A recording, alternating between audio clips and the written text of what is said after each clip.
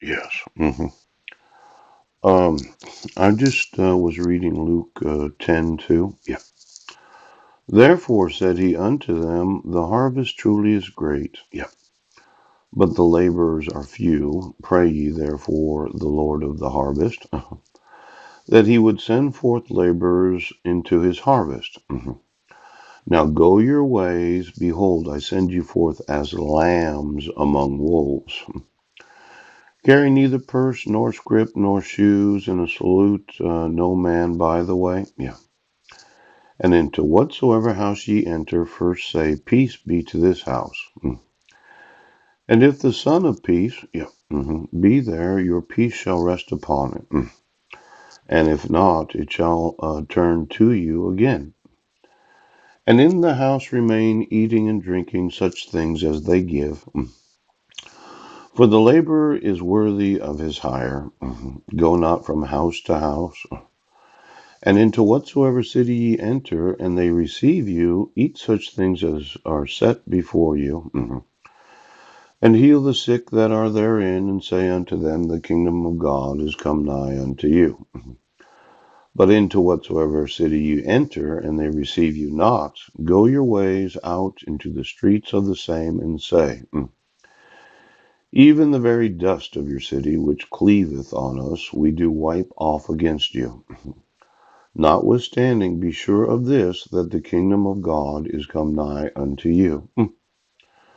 Now, there's this idea of staying and leaving. Yes. See, let's say that you decided to commit a fraud. And the Bible tells me that I shouldn't take anything with me unless, of course, I had purchased it and it belonged to myself. Yeah. And I'm supposed to stay wherever I'm wanted, and if I'm not wanted there anymore, I should leave. Yes. Now, let's say that Port Angeles, Washington, yeah, decided to issue court orders, yeah, where they didn't ask me. They didn't ask me because they didn't give me any notice of court hearings. Right. There was no opportunity for me to be heard. And they wonder why I don't leave the city because I'm not leaving until you remove your fraud. Now, you issued a dissolution of marriage where I did not get any notice or opportunity to be heard. Right. And you did not obligate me to receive a copy of it after you issued it. And within that dissolution of marriage, there was a parenting plan. Yeah. Residential summary. Right. Child support order. Yes. And a custody order that my sons were given to my wife without anybody asking me. Now, in Luke 10:2 to verse 12, yeah, it talks to me about staying until you do what the law says. You cannot arbitrarily decide that you're going to violate the laws, yes, to accomplish anything. You can't. You're going to have to remove the fraud of the dissolution of marriage. Yeah. See, you didn't ask me. And I had certain rights as a father. Yes. That you had an obligation to ask me about the custody of my sons. Yes. Now, in 2011, you didn't ask me about the protection order. Yes. You didn't give me any notice of the court hearings. Yeah. You didn't give me any opportunity to say anything. No. You just issued court orders without asking me about the protection of my sons. Now, I'm going to stay here, yes, until you decide you're going to enforce the laws. And if that means that I'm here for a very, very long time, yes, you are going to prison. Now, you can't issue a protection order, right, without any notice or opportunity to be heard to the respondent. You have to take into consideration the respondents, right, well, more than a belief or a thought, it's their obligation, yeah, a duty as a parent, yeah, that I have the same concerns about the protection of my sons, yes, as my delusional wife that kidnapped them. Mm.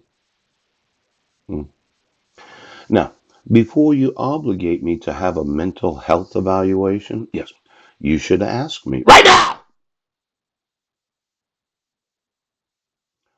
Paul, your wife has said, yes, that you're crazy. Oh, is that what she said?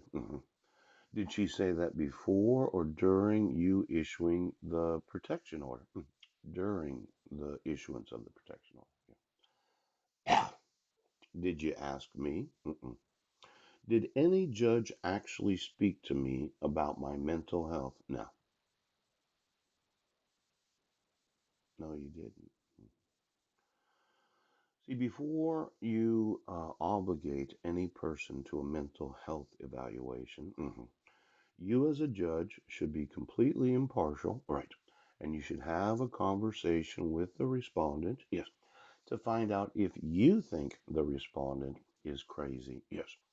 Now, if you think that I'm talking delusional right now, you might have some mental health issues.